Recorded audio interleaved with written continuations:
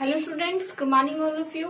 तो हम लोग जो अपना 12th का इलेक्ट्रोकेमिस्ट्री जो चैप्टर है उसको हम लोग कंटिन्यू करते हैं। इस चैप्टर के बारे में हम लोगों ने कितना पढ़ लिया था? लास्ट क्लास के अंदर हम लोगों ने फैराडे के लॉ कंप्लीट कर लिए थे, फैराडे का फर्स्ट लॉ और फैराडे का सेकंड लॉ। ठीक है, फैराडे के सेकंड लॉ के अंदर आप लोगों को मैंने लास्ट उसका बता दिया था कि उसका जो क्या बोलते हैं हम लोग, जो उसका वेट होता है, इलेक्ट्रोड पे जितना वेट आएगा वो उसके तुल्यांकी भार के क्या होता है, बराबर होता है। ठीक है, अब एक हम लोगों ने जेड निकाला था जिसको हम लोगों ने बोला था विद्युत रासायनिक तुल्यांक। तो हम लोग आज उसकी गणना करते हैं। आज चालकत्व के बारे में पढ़ेंगे, नए स्थिरांक, ये सारे हम लोग टॉपिक आज छोटे छोटे टॉपिक है जो आपके काम में आने वाले हैं। इनके फार्मूले काम में आएंगे। एक्चुअली ये डायरेक्टली कुछ नहीं पूछा जाएगा, बस इनके फार्मूले याद रखने पड़ेंगे आपको। फार्मूले से न्यूमेरिकल आता है। ठीक है, तो ये जो आज पढ़ाया जाए उसमें थ्योरी क्वेश्चन नहीं बनता है, बट न्यूमेरिकल क्वेश्चन बनेगा। न्यूमेरिकल आएंगे तो वो फार्मूला थोड़ा अच्छे से आप लोग पढ़ लेना। तो वैद्युत रासायनिक तुल्यांक की गणना करते हैं। विद्युत रासायनिक तुल्यांक को हम लोगों ने किससे प्रदर्शित किया था?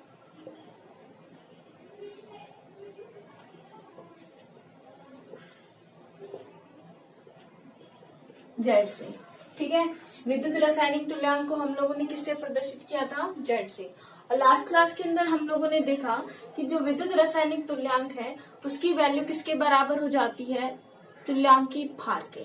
तो आपको ये पता होना चाहिए तुल्यांकी भार होता कैसे, हम लोग कैसे निकालते हैं तुल्यांकी भार। तो देखिए, तुल्यांकी भार जो होता है ना, किसी का भी हम लोग तुल्यांकी भार कैसे निकालते हैं?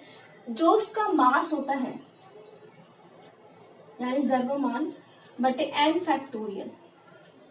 एन फैक्टोरियल का मतलब क्या है? यहाँ पे एन भी लिख सकते हो आप, एन एफ, ये एन फैक्टोरियल भी लिख सकते हो, एन फैक्टर, सॉरी फैक्टोरियल नहीं, एन फैक्टर भी लिख सकते हो, और आप एन भी लिख सकते हो ओनली। यहाँ पे जो एम है उसको एम और इसको स्मॉल एन ऐसे भी लिख सकते हैं। ठीक है, अब जो ये कैपिटल एम है वो तो क्या हो जाएगा आपका, जो भी हम लोग जो पदार्थ ले रहे हो उसका द्रव्यमान हो जाएगा। और जो आपका जो एन है वो क्या होगा आपका कि एक जो मोल है, हमारा जो पदार्थ है उसके जो एक मोल है उसको निक्षेपित हमें करना है इलेक्ट्रोड पे, तो कितने इलेक्ट्रॉन की आवश्यकता होती है वो आपका क्या होता है? एन। यानी कि ये आपका क्या हो जाएगा, एक मोल को निक्षेपित या हम लोग बोल सकते हैं रिड्यूस करने के लिए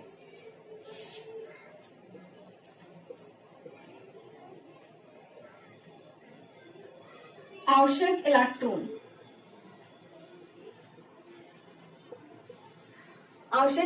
की संख्या, ये आपकी क्या हो जाएगी?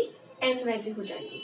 अब देखिए, जैसे मैंने आपको कल समझाया था कि हम लोग का देखो Ag प्लस एक इलेक्ट्रॉन लेता है और किसके अंदर चेंज हो जाता है? Ag के अंदर। ये कल आया था ना सोल्यूशन के अंदर।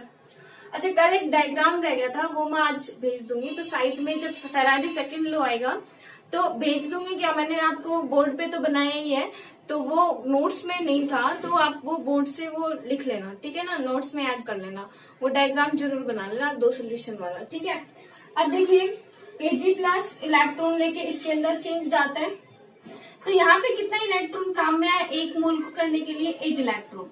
तो यहाँ पे n बराबर क्या हो जाएगा? 1। नेक्स्ट अगर हम बात करें, जैसे कि मान लो यहाँ पे अगर हम कॉपर प्लस टू को पूर्ण रूप से निक्षेपित जाएगा तो वो CuS में चेंज हुआ। कितने इलेक्ट्रॉन की आवश्यकता पड़ रही है? 2 इलेक्ट्रॉन्स की। तो 2 इलेक्ट्रॉन्स की आवश्यकता पड़ रही है, यहाँ पे n बराबर क्या हो जाएगा? 2। इसी टाइप से अगर हम एल्यूमिनियम की बात करें तो एल्यूमिनियम के लिए कितनी होती है? 3 की आवश्यकता होती है, तो उसका कितना हो जाएगा? n बराबर 3 हो जाएगा। ठीक है, अब हम लोग को ये भी पता होना चाहिए कि इनका जो वेट होता है, वो मास जो होता है द्रव्यमान, जैसे कि मान लो सोडियम है आपका, सोडियम का कितना होता है? 23 होता है। क्लोरीन होता है, उसका कितना होता है? 35 होता है। ऑक्सीजन का 16 होता है ना। इस प्रकार से आपको मास का भी पता होना चाहिए कि उनका कितना होता है। फिर उस मास में आप डिवाइड कर देते हो किसको? जितने भी उसका एन निकलता है उसको। एसिड का देखो, एसिड का अगर मान लो कोई आपको एसिड दे दिया, जैसे कि मान लो आपको H2SO4 दे दिया, या HCl दे दिया। अगर इनमें आप लोगों को निकालना होगा, बहुत इजी है इनमें निकालना। इनके अंदर आप डायरेक्टली ये देख लेना कि वो एसिड कितने H+ दे सकता है, जितने H+ वो डोनेट कर सकता है, नहीं जितने H+ दे सकता है उतने उसके क्या होंगे N। तो यहाँ पे आपको पता है HCl किसमें टूटता है, H+ और Cl-, यानी एक H+ दे रहा है, इसका मतलब इसकी जो N बराबर क्या निकल जाएगा, 1। ठीक है। अब ऐसे H2SO4, अब मैं बता दूं इसका तुल्यांकी भार कितना हो जाएगा, तो तुम लोग इसके लिए N कैसे निकालोगे भाई, यहाँ पे तो कुछ समझ नहीं आ रहा आपको, है ना। इसके लिए भी सीधा सही है। यहाँ पे देखिए, अगर आपको कंप्लीटली टूटता है तो कंप्लीटली टूटता है 2H+ और SO4 2- के अंदर, कंप्लीटली तो ये इसके अंदर टूटता है। तो इसके लिए कितना N बराबर, अगर इस प्रकार से टूटता है तो कितना हाइड्रोजन दे रहा है, 2 हाइड्रोजन दे रहा है, 2 प्रोटॉन दे रहा है, सॉरी हाइड्रोजन नहीं बोलते, H+ को प्रोटॉन बोलते हैं। तो 2 प्रोटॉन दे रहा है, इसका मतलब यहाँ पे N कितना निकल जाएगा आपका, 2। अगर सपोज करो यहाँ पे N बराबर आपको ऐसे ना दे के रिएक्शन में ऐसे दे दे कि जो H2SO4 है वो टूट रहा है H++ HSO4 नेगेटिव में, तो उस टाइम पे देखना यहाँ पे आपका एक ही H+ क्या हुआ है, रिमूव हुआ है, प्रोटॉन एक ही डोनेट हुआ है, तो यहाँ के लिए आपकी N बराबर क्या आ जाएगा, 1। इस प्रकार से अलग अलग को हम लोग क्या कर सकते हैं, अलग अलग प्रकार से देख सकते हैं। ठीक है, हम कैसे उनके निकालेंगे। ठीक है, तो जितने N जो होता है वो क्या है कि 1 मोल जो है होता है उसको हम लोग इलेक्ट्रोड पे निक्षेपित करना है। तो उसको निक्षेपित करने के लिए, उसको ऑक्सीडाइज रिड्यूस करने के लिए कितने इलेक्ट्रॉन्स की आवश्यकता है, वो आपकी क्या होती है यहाँ पे N नंबर, है ना। अब मोस्टली यहाँ पे हम लोग रेडॉक्स रिएक्शन पढ़ेंगे, तो रेडॉक्स में या तो ऑक्सीडेशन होगा या रिडक्शन होगा, तो या तो उसको ऑक्सीडाइजिंग एजेंट को या फिर रिड्यूसिंग, जो भी मतलब जितने भी इलेक्ट्रॉन की आवश्यकता होगी वो उसका क्या कहलाएगा, N नंबर। क्योंकि यहाँ पे प्रोटॉन्स का केस लेंगे नहीं, क्योंकि यहाँ पे हम लोग कौन सी रिएक्शंस पे पढ़ रहे हैं, इलेक्ट्रोकेमिस्ट्री बेस्ड किन रिएक्शंस पे होती है, रेडॉक्स रिएक्शंस पे। ठीक है, तो रेडॉक्स रिएक्शंस के अंदर ये वाली तो H+ डोनेट वाली तो कमी आएंगी। ठीक है, तो इसके अंदर इलेक्ट्रॉन ऑक्सीडेशन रिडक्शन हम इलेक्ट्रॉन के बेस पे ज्यादा देखेंगे। तो इलेक्ट्रॉन के बेस पे मैंने आपको बता दिया कि जितने नंबर ऑफ इलेक्ट्रॉन उसको चाहिएंगे कि वो पूरी तरह से इलेक्ट्रोड पर निक्षेपित हो जाए, वो आपका क्या कहलाएगा, N। ओके, फिर जो आपका जो मास है उसको N से डिवाइड कर दो, तो क्या हो जाएगा आपका, क्या निकल जाएगा, इसका इक्विवेलेंट वेट या तुल्यांकी भार। ठीक है, अब देखिए नेक्स्ट अगर हम बात करें, ये वाला हो गया। नेक्स्ट अगर हम बात करें, ये इनका तुल्यांकी भार ऐसे निकालना हो गया। ठीक है, अब देखिए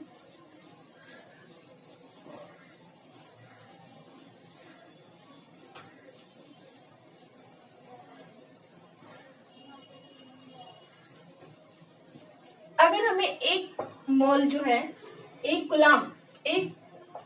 गुलाम हमें क्या करना है, धातु को निक्षेपित करना है, तो उस टाइम पे जो हमारा Z बराबर होगा वो क्या हो जाएगा, M/N गुणा 1/96,500। इसको हम लोग और क्या लिख सकते हैं, 96,500 को हम लोग F भी लिख सकते हैं। तो M/N और F, ये F क्या है, फेराडे। ये F क्या है, हम लोग बोल सकते हैं F क्या है, 1 फेराडे, जिसकी वैल्यू कितनी होती है, 96,500। ये अप्रोक्सीमेटली वैल्यू है, वैसे तो 96,487 ऐसे कुछ वैल्यू है, तो ये अप्रोक्सीमेटली हम लोग उसका वैल्यू ले लेते हैं। ठीक है, अब देखिए Z बराबर आपका हो गया M/NF, है ना। अब मान लो उस टाइम पे जो आपकी धारा बह रही है उस पे इलेक्ट्रिक, जो भी आपका सर्किट आपने लिया है, इसमें जो भी धारा बह रही है, तो फैराडे का फर्स्ट लॉ के अकॉर्डिंग जो वेट होता है, जिसका भार होता है इलेक्ट्रोड पे बनने वाले जो प्रोडक्ट है, उनका जो भार है उसको हम लोग किससे दिखाते हैं, W से। तो वो किसके बराबर होता है, Z × Q के। यही होता है कि जो भार होता है वो किसके बराबर होता है, Z × Q के। अब आप मुझे बताना, जो यहाँ से Z की वैल्यू हो गई आपकी M/NF और Q की वैल्यू आप लोग Q लिख सकते हो। ठीक है, तो एक आपका ये वाला फॉर्मूला बनता है, और आप देखो Q को क्या लिख सकते हो, क्योंकि मैंने आपको फॉर्मूला कल बताया भी था, Q बराबर क्या होता है I इंटू टी। ये आया कहाँ से है कि I जो होता है वो क्या होता है कि कोई भी चार्ज पर यूनिट जो टाइम कितना चार्ज जा रहा है वही क्या होती है आपकी करंट। तो Q क्या होता है I इंटू टी। तो हम लोग क्या लिख सकते हैं, W बराबर M into I T upon में NF।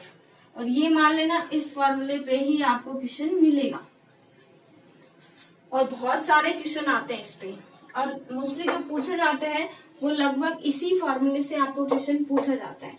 ठीक है, तो ये आपका Z का फॉर्मूला, अगर Z पूछे तो आपको इस फॉर्मूले का यूज करना है। अगर आपको ऐसा पूछे कि इलेक्ट्रोड पर निक्षेपित होने वाले पदार्थ का भार ज्ञात कीजिए, तो वो आपको इस फॉर्मूले से निकालना है। W क्या है, भार है। अब M इंटू आई इंटू टी एन एफ, ये आपका क्या होगा कि इलेक्ट्रोड पे कितना भार निक्षेपित हो रहा है। ओके, इतना चीज क्लियर हुआ। अब हम लोग न्यूमेरिकल्स के बारे में पढ़ेंगे। एक न्यूमेरिकल बता देती हूँ आपको, ठीक है।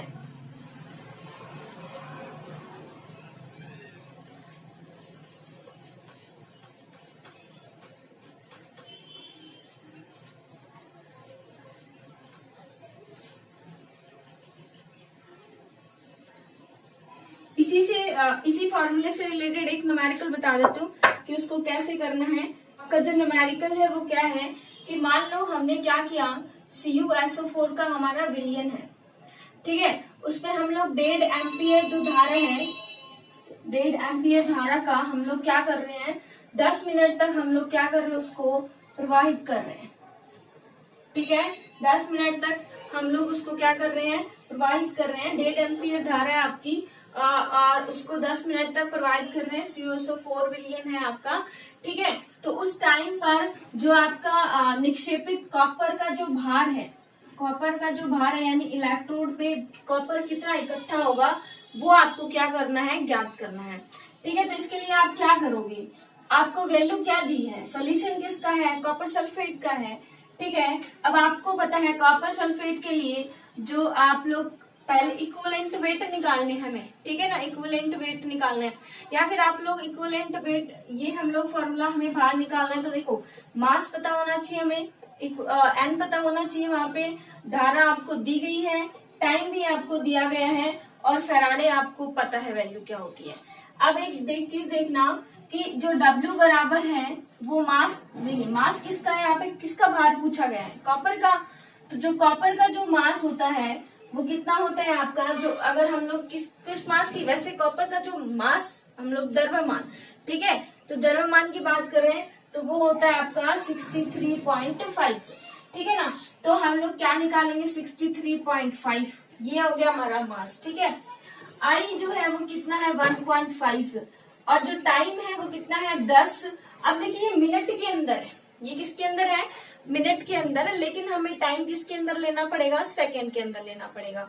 तो सेकंड के अंदर लेने के लिए हम इस टाइम को किससे मल्टीप्लाई कर देंगे, 60 से कर दिया भाई। उसके बाद अगर हम बात करें एन की वैल्यू, तो मुझे बताना है यहाँ पे जब मैंने रिएक्शन कराई थी अभी थोड़ी देर पहले, कि कॉपर की सल्फेट है, किसका विलयन है, कॉपर सल्फेट है, तो किसके अंदर टूटेगा, +2 और SO4 -2। कितने इलेक्ट्रॉन चाहिए कि ये कॉपर सॉलिड के अंदर चेंज हो जाएगा, 2 इलेक्ट्रॉन चाहिए। तो 2 इलेक्ट्रॉन है, यानी कि यहाँ पे n बराबर आपका कितना हो जाएगा, 2। तो 2 से इसको क्या कर देंगे, मल्टीप्लाई। अब देखिए सॉरी डिवाइड कर देंगे, फैराडे की वैल्यू हो जाएगी 96500। ठीक है, अब जो वैल्यू कट रही है उसको काट दे सकते हैं, और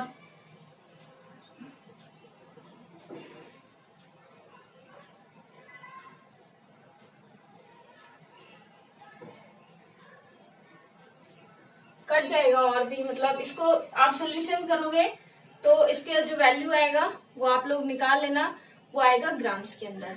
ठीक है, तो ये जो भी आएगा आंसर वो ग्राम के अंदर आएगा, क्योंकि हम लोग क्या निकाल रहे हैं, वेट निकाल रहे हैं। ठीक है, तो इस प्रकार से इस फॉर्मूले का यूज करके आपको न्यूमेरिकल, और ये वाला जो न्यूमेरिकल होता है ना कि इलेक्ट्रोड पे निक्षेपित होने वाले धातु का भार ज्ञात कीजिए, ये न्यूमेरिकल, ये मान लो इस चैप्टर से ये न्यूमेरिकल बहुत पूछा जाता है। इस टॉपिक से तो यही एक न्यूमेरिकल जो बनता है।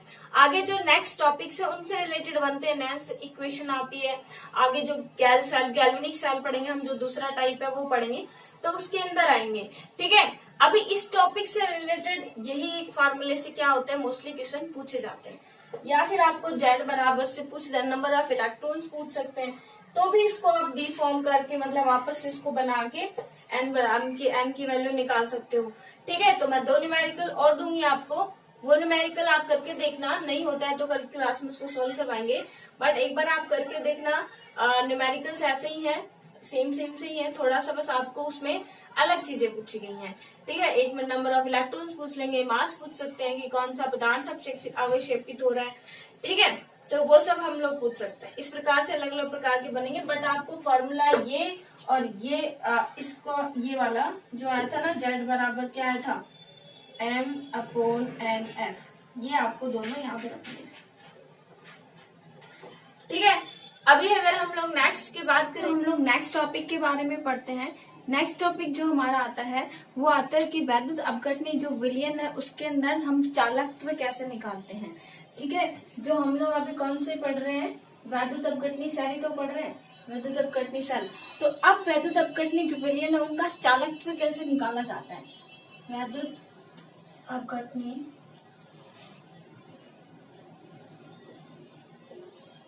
विलयनों का चालकत्व।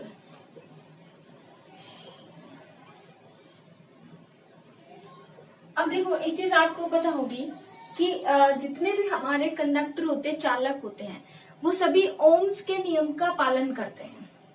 ठीक है, जितने भी चालक होते हैं, या तो वो धात्विक चालक हो या फिर वो वैद्युत अपघटनी चालक हो, जितने भी चालक होते हैं वो ओम्स लॉ का क्या करते हैं, फॉलो करते हैं।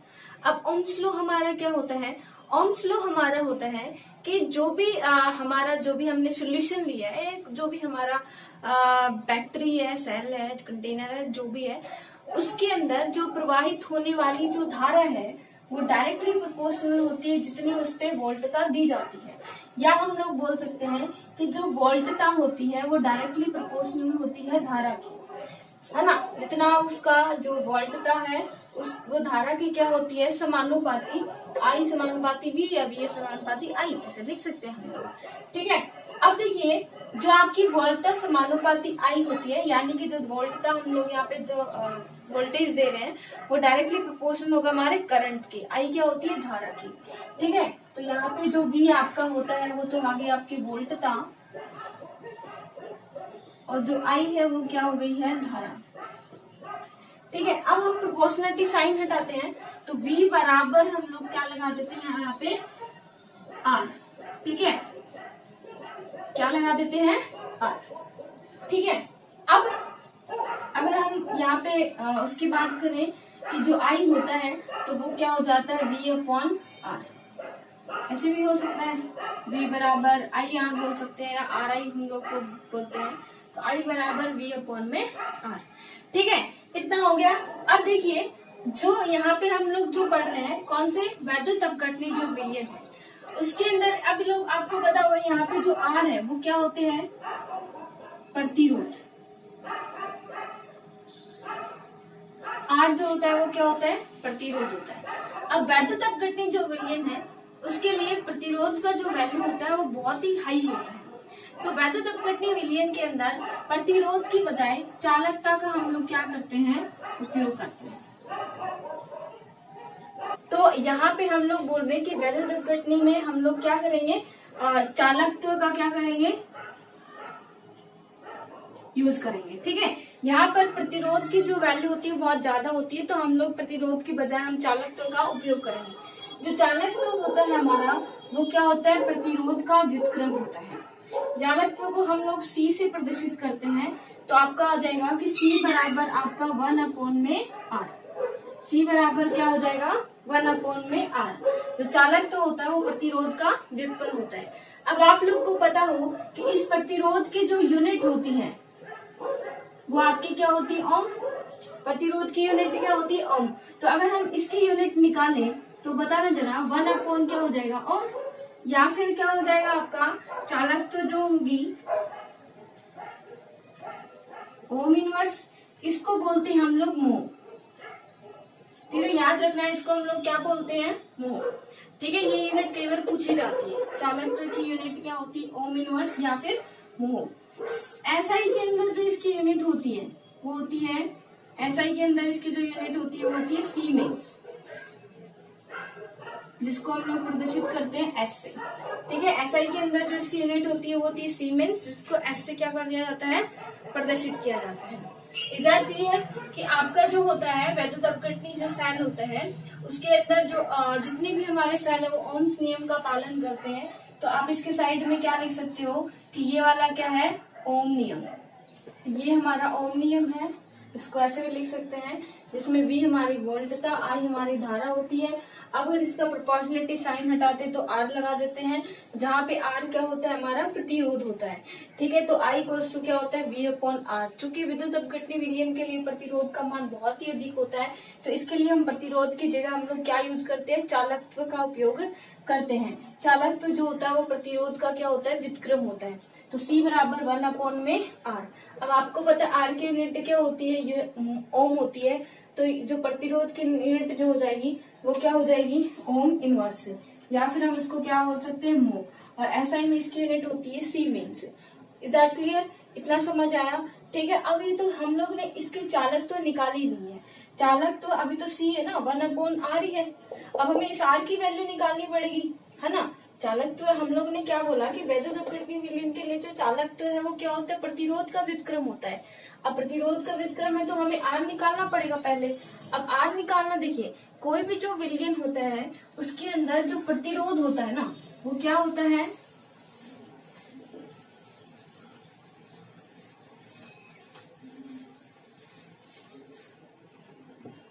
जो विलयन होता है उसके लिए जो प्रतिरोध होता है वो जो R है वो उसकी लंबाई के तो क्या होता है, समानुपाती होता है, और अनुप्रस्थ काट क्षेत्रफल के क्या होता है, व्युत्क्रमानुपाती होता है। कैसे, देखिए कि वहां पे जो इलेक्ट्रोडों के बीच की दूरी वो तो क्या है, आपकी लंबाई।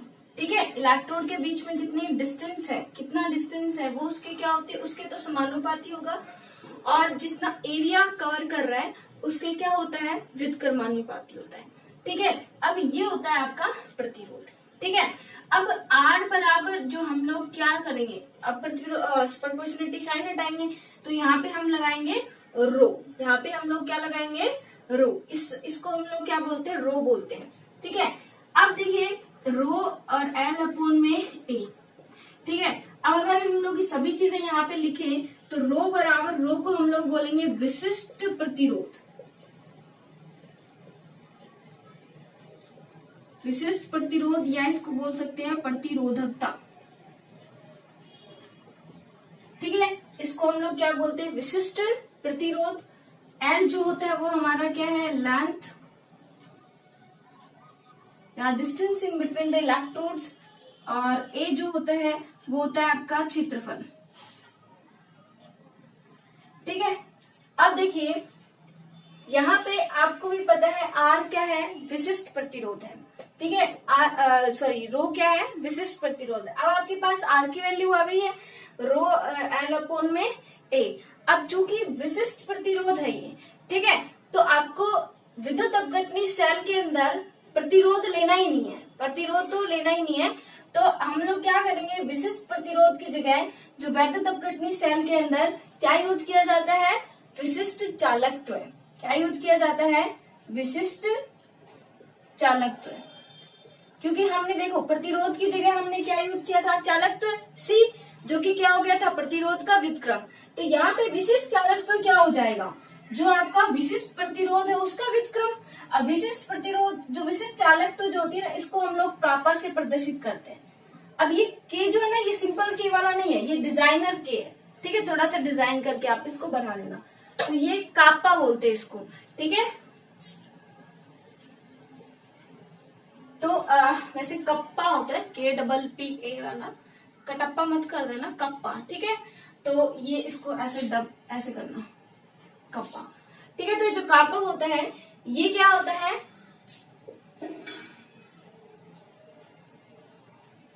इस प्रकार से इसका थोड़ा डिजाइन होता है। ठीक है, ये क्या होता है आपका विशिष्ट प्रतिरोध का व्युत्क्रम। देखिए आपको क्या करना है, इसके अंदर जो वैद्युत अपघटनी चालक है, उसके वैद्युत अपघटनी जो विलयन है, उसके अंदर आपको प्रतिरोध टर्म यूज नहीं करनी है। प्रतिरोध की बजाय हम लोग और दूसरी चालक तो यूज करेंगे। तो चालक तो क्या हो गया था, प्रतिरोध का व्युत्क्रम। तो C बराबर तो आपका क्या हो गया था, 1 में R। अब हम लोग R की वैल्यू निकालते हैं। तो R क्या होता है, लेंथ के समानुपाती, A के व्युत्क्रमानुपाती। ठीक है, तो अब अपोजिट साइन हटाते तो फिर से क्या आ जाता है, विशिष्ट प्रतिरोध आ जाता है। अब चूंकि यहाँ पे वैद्युत अपघटनी में विशिष्ट प्रतिरोध की जगह हम लोग क्या लेंगे, विशिष्ट चालकत्व है, जो कि क्या होगा, इस प्रतिरोध का क्या हो जाएगा, व्युत्क्रम। ठीक है, तो हम लोग क्या करेंगे, कापा इक्वल्स टू क्या हो जाएगा, 1 में रो, इसको हम लोग क्या बोलते हैं, रो। ठीक है, RHO, इसको हम लोग बोलते हैं RHO, रो। ठीक है, अब देखिए, अगर मैं इस इक्वेशन को इक्वेशन नंबर फर्स्ट दूं, तो इक्वेशन नंबर जो फर्स्ट है आपकी, उसका अगर मान दो कर दो इक्वेशन फर्स्ट का व्युत्क्रम करने पर,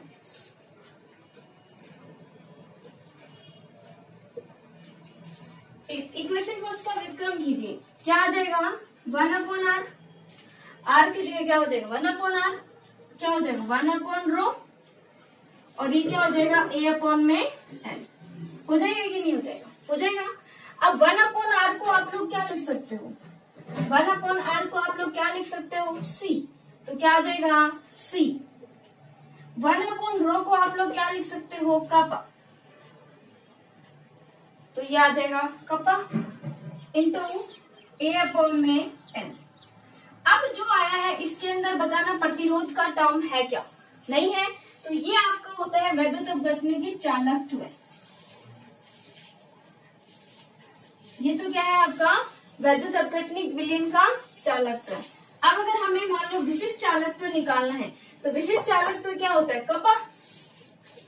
तो K की वैल्यू यहां से कितनी आ जाएगी, K हो जाएगा C इंटू L/में A, और ये आपका क्या निकल जाएगा, विशिष्ट चालकत्व। ये आपका क्या निकल जाएगा, विशिष्ट चालकत्व। तो इस प्रकार से आप लोग चालकत्व और विशिष्ट चालकत्व की गणना कर सकते हैं। ठीक है, वैद्युत अपघटनी विलयन के अंदर चालकत्व का हम लोग 1/R, R की वैल्यू होती है L/A, और अगर प्रोपोर्शनलिटी साइन हटाएंगे तो रो लग जाएगा। थोड़ा ध्यान से कर लीजिएगा, इन पे न्यूमेरिकल्स आते हैं। ठीक है, तो फिर अगर हम बात करें तो यहाँ पे R जो रो होता है वो विशिष्ट प्रतिरोध होता है, क्योंकि यहाँ पे प्रतिरोध काम में नहीं लेना है, इसलिए हम विशिष्ट प्रतिरोध की जगह हम लोग क्या यूज करते हैं, विशिष्ट चालकत्व है, जिसको हम कापा से प्रदर्शित करते हैं। तो कापा हो जाता है प्रतिरोध, विशिष्ट प्रतिरोध का व्युत्क्रम, यानी 1/में रो। अब देखिए, कापा इक्वल्स टू अगर 1/में रो है, तो अगर हम लोग इस इक्वेशन को, इसके बाद ये है कि हम लोग जो इस इक्वेशन को फर्स्ट को व्युत्क्रम कर देते हैं, इसको अपोजिट घुमा देते हैं, तो 1/R 1/रो A/L हो जाएगा। अब देखिए, 1/R को हम लोग C से प्रदर्शित कर सकते हैं, और 1/रो को हम लोग कापा से प्रदर्शित करते हैं, और A/में L हो गया। अब देखिए, ये हो गया आपका किसकी वैल्यू आ गई, चालकत्व की, जो हम डिफाइन कर रहे थे। और अगर हम लोग K को इधर लेके आ जाते तो K हमारा क्या होता है, विशिष्ट चालकत्व है, तो ये हो गया।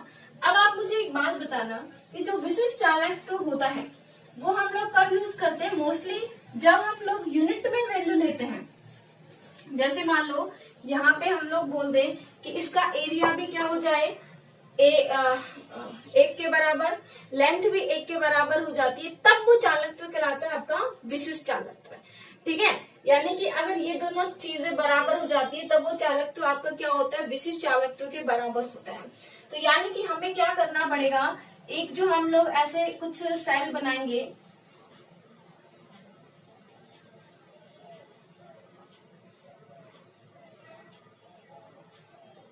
ठीक है, मान लो ये हमारे इलेक्ट्रोड की प्लेट है।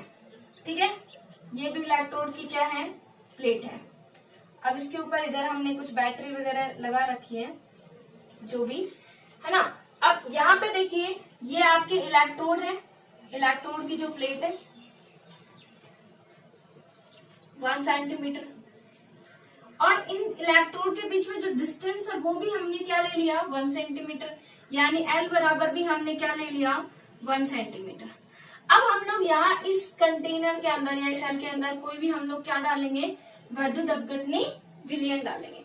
ठीक है, अब उस टाइम पे अब जब हम लोग मान लो इसका चालकत्व ज्ञात करें, तब इसका जो चालकत्व होगा वो क्या होगा आपका विशिष्ट चालकत्व। कब? जब यहाँ पे इलेक्ट्रोड की प्लेट 1 सेंटीमीटर दूरी पर रखी गई हो और इलेक्ट्रोड की प्लेट 1 सेंटीमीटर की ही हो। ठीक है, तो उसका एरिया भी आपका 1 आ जाएगा और उस पर एल भी क्या हो जाएगा 1, तो उसका जो चालकत्व निकलेगा वो विशिष्ट चालकत्व के बराबर होगा। इतनी चीज समझ में आई। लेकिन देखिए ये यहाँ पर अगर हम लोग इस कंडीशन की बात करें तो यहाँ पर जो चालकत्व होगा वो क्या हो जाएगा आपका विशिष्ट चालकत्व हो जाएगा। बट आपको पता होगा कि इतने छोटे प्रकार के सेल बनाना तो संभव है ही नहीं कि इतना 1 सेंटीमीटर डिस्टेंस पे इलेक्ट्रोड नहीं रखे जा सकते। सेल की साइज बड़ी होती है, तो हम लोग डिफाइन कर ही नहीं सकते कि हम लोग का जो विशिष्ट चालकत्व इस प्रकार से 1 सेंटीमीटर पे तो वो रह ही नहीं सकता। तो इसलिए क्या करते हैं कि हम लोग क्या निकालेंगे उसका कि जो उसकी लेंथ है, हम लोग को लेंथ क्या लेनी पड़ेगी, एल ही लेनी पड़ेगी और उसका एरिया ए ही लेना पड़ेगा। ठीक है, अब जो एक सेल जो हम लोग बनाते हैं उसके अंदर L/A को हम लोग बोलते हैं L/A, यानी जो लेंथ और एरिया के जो अनुपात होता है उसको हम लोग बोलते हैं सेल स्थिरांक।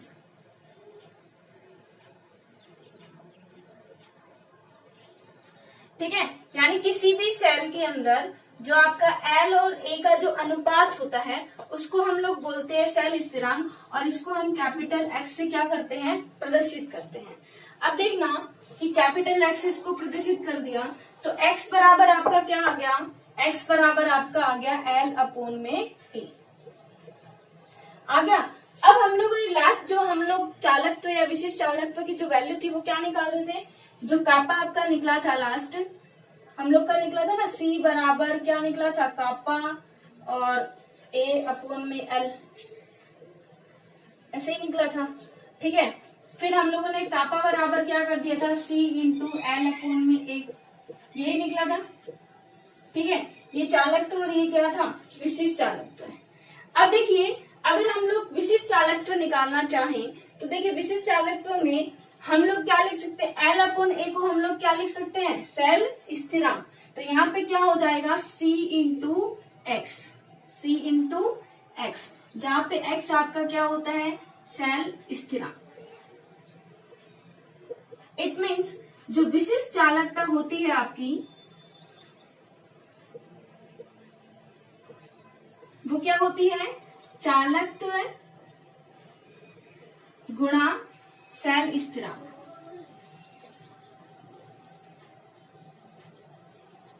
ठीक है, चालकत्व गुणा सेल स्थिरांक। तो लास्ट फाइनली अगर हम बात करें कि जो हमारी विशिष्ट चालकता निकलती है तो विशिष्ट चालकता हमारी क्या होती है, विशिष्ट चालकत्व चालकता गुणा सेल स्थिरांक, यानी जो उसकी जो चालकता होती है उसको अगर हम सेल स्थिरांक से मल्टीप्लाई कर देते हैं तो जो हमारे विलयन की जो चालकता आ जाती है वो क्या होती है विशिष्ट चालकत्व हो जाती है। ठीक है, अब अगर हम इसकी यूनिट की बात करें तो यूनिट की बात करेंगे तो देखना जरा चालकत्व की यूनिट क्या थी, चालकत्व क्या था 1/r, इसकी यूनिट अभी बताई थी ओम इनवर्स, तो इसकी तो इनवर्स क्या हो जाएगी ओम इनवर्स। सेल स्थिरांक क्या है x और x क्या है L/A। L क्या होता है आपका, L क्या होता है सेंटीमीटर में लेंगे और इसको क्या लेंगे सेंटीमीटर स्क्वायर में लेंगे, तो एक से कट जाएगा तो क्या बचेगा सेंटीमीटर इनवर्स। तो x की यूनिट क्या होती है सेंटीमीटर इनवर्स। तो जो आपकी विशिष्ट चालकत्व हो जाएगी यूनिट जो हो जाएगी विशिष्ट चालकत्व की जो यूनिट है, विशिष्ट चालकत्व की यूनिट क्या हो जाएगी ओम इनवर्स सेंटीमीटर इनवर्स। ठीक है, ओम इनवर्स सेंटीमीटर इनवर्स होती है। ठीक है, तो देखिए जो अगर हम लोग विशिष्ट चालकता की बात करें तो विशिष्ट वर्ड कब यूज करेंगे, जब हम लोग 1 सेंटीमीटर दूरी पर एक सेंटीमीटर के इलेक्ट्रोड फिक्स करते हैं तब उसमें जो सोल्यूशन होता है और उसकी जो चालकता आएगी वो हमारी क्या आती है विशिष्ट चालकता आती है, यानी उस टाइम पे जो उसके चालकत्व का मान होगा वो विशिष्ट चालकत्व कहलाएगा। बट इस प्रकार के सेल बनाना पॉसिबल नहीं है, तो इसलिए सेल का साइज क्या होता है बड़ा ही होता है। तो जो सेल का साइज बड़ा होता है तो हमें L की वैल्यू L ही लेनी पड़ेगी, A की वैल्यू A ही हम लोग एक नहीं मान सकते। फिर L/A का कोई भी सेल में L/A का जो अनुपात होता है वो सेल स्थिरांक के बराबर होता है। ठीक है, और सेल स्थिरांक को आप x से क्या करते हो प्रदर्शित करते हो। ठीक है, तो x बराबर होता है आपका L/A ए। अब अगर हम लोग बात करें कि विशिष्ट चालकता का फॉर्मूला, तो लास्ट हमने निकाला था C इंटू एल अपॉन ए। एल अपॉन ए की जगह हमने क्या रख दिया, एक्स रख दिया। तो कापर विशिष्ट चालकत्व का मान क्या है, चालकत्व गुणा शैल स्थिरांक। विशिष्ट चालकत्व बराबर चालकत्व गुणा शैल स्थिरांक। ठीक है, इससे भी क्वेश्चन पूछा गया था एक बार इस फॉर्मूले से। ठीक है, एक ही चीज दी गई थी आपको, और ये पूछा गया था शैल स्थिरांक का मान इतना है और चालकत्व इतना है, तो विशिष्ट चालकत्व याद कीजिए। तो इस फॉर्मूले को भी थोड़ा याद रख लेना। ठीक है, फॉर्मूले ये सारे इंपॉर्टेंट है, किसी भी फॉर्मूले से आपको पूछ लें।